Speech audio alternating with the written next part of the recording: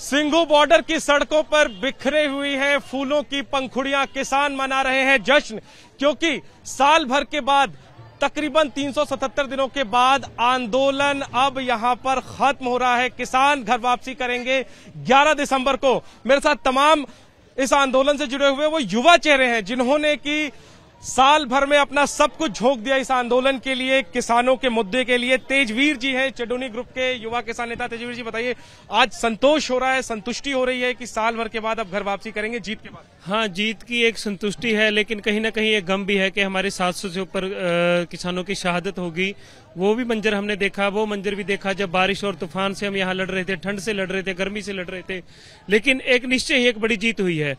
और आंदोलन देश की आजादी के बाद सबसे बड़ा आंदोलन हुआ और उसके अंदर सबसे बड़ी भागीदारी युवाओं की हुई।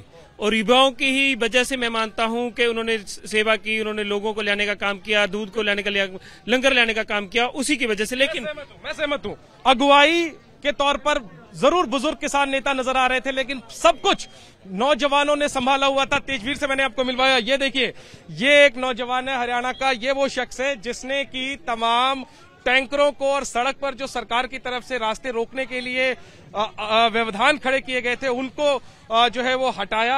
और आपकी एक तस्वीर बड़ी वायरल हुई थी जिसमें कि आप टैंकर पर चढ़ गए थे और पानी बंद किया था।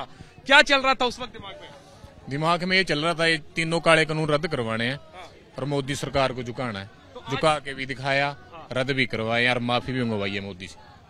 पूरे एक साल में कभी लगा कि अब हौसला जो है वो टूट रहा है और ऐसा लगा कि अब थक रहे हैं, अब कहीं आगे जाकर समझौता ना करना? नहीं, हम तो 2024 तक की तैयारी में बैठे थे। भी चलो, अगर सरकार चाहती है भी हाँ भी आगे 2024 तक चलना है तो 3-4 साल के लिए हम तो मन बना चुके थे अपना। पर चलो, वो सरकार का हौसला ही कम हो गया। अब किसानों का हौसला, मजदूरों का हौसला कभी कम नहीं हो सकता। ये मेहनत की खाने वाले लोग हैं, इनका हौसला कभी कम नहीं हो सकता। हमें तो यहाँ पे जितनी ज्यादा सरकार ने हमारे ऊपर चाहे कुछ भी किया है ना, तशद्दुद की कुछ भी किया, हमारे तो हौसले बढ़ते चले गए। हमें मजबूत करने वाली ये सरकारें हैं, ठीक है। तो बढ़िया हुआ है, हम अपने हौसले आज तक नहीं न डोले हैं और आने वाले टाइम में तो एक बढ़िया फ्यूचर बना के देंगे। इन मजबूत कंधों पर यह आंदोलन साल भर टिका रहा। मेरे साथ मान साहब है। मान साहब ये बताइए, कह रहे थे 4 साल की तैयारी करके आए थे, तो क्या 1 साल में जल्दी खत्म हो गया क्या? अब 1 साल में अकल आ गई इनको तो फिर क्या करें। लेकिन हमारी तैयारी तो 1 साल से भी ऊपर की थी। 2 साल समझ लो, 3 साल समझ लो। हार के तो जाना नहीं था यहाँ से। नहीं, निश्चित तौर पे जीत कर जा रहे हैं आप लोग, लेकिन अब आगे क्या? अब आगे आएंगे जी, एमएसपी के लिए आएंगे तैयारी तूरी करके फिर अगली बार। तो आप लोग लेकिन कहते थे कि एमएसपी पर कानून बनवा कर जाएंगे। नहीं लगता कि सरकार अगर थोड़ी झुकी तो थोड़ा सा आप लोगों ने भी कॉम्प्रोमाइज किया और कानून से पहले मान गए? देखो, जो हमारी प्राइमरी डिमांड थी ना, वो थी कि आपने हमारे लिए फार्म लॉज बनाए हैं और आप ये फार्म लॉज आप इसको वापस लो। एमएसपी की तो ये आज की नहीं है डिमांड, तो it is a long standing demand. कब तक लगता है पूरी हो जाएगी? कितना समय देंगे सरकार को? ये तो फिर अगली बार आना पड़ेगा ऐसे ही। कब आएंगे? ऐसे नहीं मानने वाले ये। अब कब आएंगे? आएंगे तैयारी तूरी करके, राम रूम करके आएंगे। चलिए, तो अब तो एक्सपीरियंस भी हो गया। देखिए, सिर्फ पंजाब और हरियाणा के किसान नहीं, इसमें देश भर के अलग अलग राज्यों के किसान थे। जैसे आप हैं, आप राजस्थान से आए हैं। आप बताइए कि आपका कैसा अनुभव रहा और आज किस तरह की खुशी है या तसल्ली है? राजस्थान के किसानों ने ही अहम भूमिका निभाई है संयुक्त किसान मोर्चा को बनाने में, सभी संगठनों को इकट्ठा करने में। एक बात तय है, जिस दिन हम चले थे उस दिन 6 महीने का लान करके चले थे। जब जाकर आके हम बैठे तो हमें लोगों ने कहा चाहे 2024 आ जाए, उठना नहीं है, झुकना नहीं है, 3 कानून वापस करवा के घर जाना है। और पहली बार हुआ कि जो सरकार ने कानून बनाए थे बिना लागू के वापस करवाए और उस सरकार से करवाए जिसका र्यूमर यह बना था कि मोदी जी कर देते हैं, पीछे नहीं हटते, हटा के दिखाया। ये बताइए, अब लगता है आपको कि किसानों का मुद्दा हमेशा अब इसी तरीके से एकता के साथ उठेगा और कभी भी अब किसानों के साथ जो है वो कोई गलत नहीं होगा सरकार की नीतियों के तहत? बिल्कुल, इस आंदोलन ने पूरे देश भर के किसानों को एकजुट कर दिया है और इस आंदोलन ने किसानों को ये हौसला भी दिया है कि अब सरकार झुकेगी। जो अभी अपने राजनीतिक जीवन में कभी झुका नहीं था, पहली बार किसानों ने उसको अपने घुटने पे मजबूर कर दिया झुकने के लिए। ठीक है कि आप लोगों ने अपनी ताकत से सरकार को झुका दिया, लेकिन सरकार ने आखिर तक यही कहा कि कानून अच्छी मंशा से लाए गए थे, समझा नहीं पाए, किसान समझ नहीं पाए। जी, ये तो उनकी अपनी सोच है जी। मोदी जी तो हर रोज झूठ बोलते हैं, लेकिन हमारे पास बहुत बार इन लोगों ने कहा कि किसान समझ नहीं पाए, लेकिन हमारे पास तमाम स्कॉलर, एडवोकेट्स और बड़े बड़े स्कॉलर्स आए जिन्होंने आकर इन कानूनों का विरोध किया। क्या वो सभी झूठे थे? तो इसलिए किसानों ने कानून समझ लिया था कि हमारे गलत मंशा से लेकर आए हैं, इसलिए इन कानूनों को वापस करवाया। तो सुन सकते हैं आप कि जाहिर सी बात है, साल भर के संघर्ष के बाद ये जो जीत मिली है इसकी खुशी मनाई जा रही है। और साथ में ये भी कहा जा रहा है कि ये सिर्फ किसानों का आंदोलन भावना की वजह से नहीं था, बल्कि किसानों की सोच के पीछे पढ़ी लिखी सोच भी थी और वो अच्छे से समझते हैं अपने हितों को, और इसीलिए सरकार जो कानून लेकर आई उसको ठुकराया और उसका विरोध किया। मेरे साथ अभिमन्यु कुहाड़ हैं, युवा किसान नेता। अभिमन्यु जी, आगे क्या? जीत हो गई, आप लोग देख रहा हूं मैं फूलों से, फूलों की पंखुड़ियां आपके सर पर है, अब आगे क्या?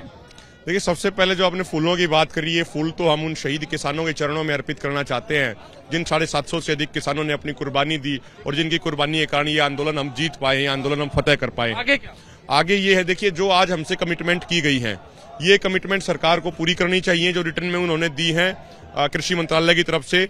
और 15 जनवरी को एसकेएम की दिल्ली में बैठक होगी, समीक्षा बैठक, कि भाई जो हमसे कमिटमेंट की गई है वो कितनी पूरी करी गई, कितनी नहीं करी गई। यदि उसमें सरकार की तरफ से कोई कोताही बरती गई तो हम उसको बड़ा गंभीरता से लेंगे और फिर आगे की रणनीति बनाएंगे। फिलहाल शांतिपूर्वक ये सारे धरने खत्म हो जाएंगे? हो गए, अब तो खुशी है, सब हटा दिया। देखिए, इसमें एक चीज हम ये ऐड करना चाह रहे हैं, कल जश्न नहीं मनाया जाएगा क्योंकि जो कल बीत गया, chief of defence staff general Bipin Rawat और 13 अन्य बहादुर फौजी हमारे शहीद हो गए, तो इसलिए कल उनका अंतिम संस्कार है। तो कल हम जश्न नहीं मनाएंगे, हम परसों जश्न मनाएंगे 11 बजे।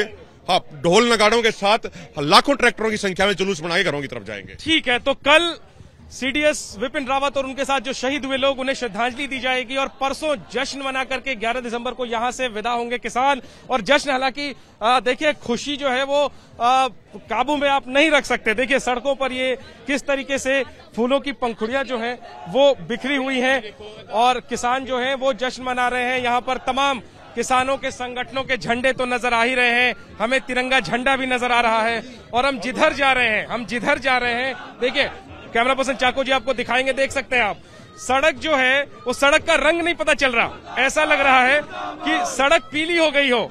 और ये सिंघू बॉर्डर की जो सड़कें हैं, जो साल भर से धरनों के कारण एक छोटे से गांव में बदल गई थी, एक छोटा सा टेंट से बना हुआ गांव नजर आता था, आज वो सड़कें जो है वो पीली लग रही हैं, फूलों की पंखुड़ियां बिखरी हुई हैं और तमाम किसान जो है वो नारेबाजी कर रहे हैं, अपनी जीत का ऐलान कर रहे हैं और लड़ेंगे और जीतेंगे के नारे गूंज रहे हैं सिंघू बॉर्डर पर। और जाहिर सी बात है, किसान लड़े हैं, किसान जीते हैं और अब किसान घर वापसी कर रहे हैं इस ऐलान के साथ कि सरकार ने जो वादे पूरे किए हैं, अगर वो पूरी नहीं हुई तो एक बार फिर यही तस्वीरें दिल्ली में देखने को मिलेंगी।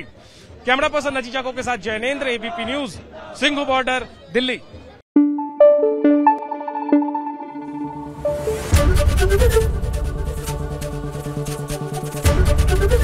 एबीपी न्यूज आपको रखे आगे।